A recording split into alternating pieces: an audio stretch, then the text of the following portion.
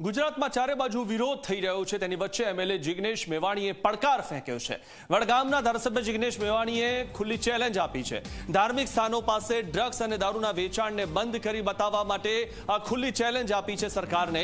સરકારી મંત્રી ચેલેન્જ લખીને જિગ્નેશ મેવાણીએ પોસ્ટ કરી છે। તો જે પોસ્ટ કરી છે જિગ્નેશ મેવાણીએ તેમાં ખાસ ઉલ્લેખ કર્યો છે સરકારી મંત્રીનો। અને એક બાજુ ગુજરાત પોલીસ દ્વારા ગુજરાત પોલીસના પરિવારજનો દ્વારા જિગ્નેશ મેવાણીનો આખા ગુજરાતમાં વિરોધ થઈ રહ્યો છે, ત્યારે હવે જિગ્નેશ મેવાણીએ આ ચેલેન્જ ફેંકી છે સરકારને। અને તે ચેલેન્જ એ છે કે ધાર્મિક સ્થાનો પાસે ડ્રગ્સ અને દારૂના વેચાણને બંધ કરી બતાવો। ત્યારે આ ચેલેન્જ આપી છે સરકારને। હવે સરકાર આ ચેલેન્જને ક્યારે સ્વીકારે છે અને ધાર્મિક સ્થાનો પાસે શું ખરેખર ડ્રગ્સ અને દારૂનું વેચાણ થતું હોય તો તેને બંધ કેટલી વહેલા કરાવી શકાય તે હવે જોવું।